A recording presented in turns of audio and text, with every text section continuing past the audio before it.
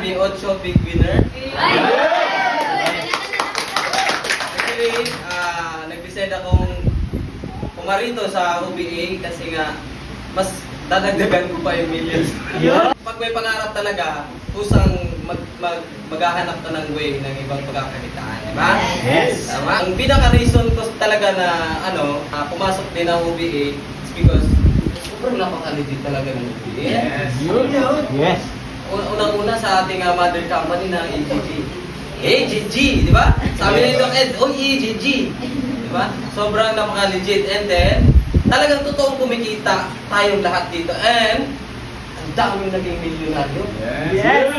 Di ba? Hindi ito showbiz na sabi-sabi ha. Ito ay totoo talagang nangyayari. Kasi, mismo ako, saksi ako. Dati, ang dami talaga nag-invite sa akin. Kasi nung unang pagpanalo ko ng BBB, dami talaga nag-invite sa akin. Marami kang millions, dami mong ganun ba? Pero, hindi ako naniniwala. Kasi nga, close-minded tayo. Di ba? Pero pag nung pumasok ako, doon ko nalaman na totoo talaga. Reality talaga siya nangyayari. Sobrang proud ako na napabilang ako dito sa community.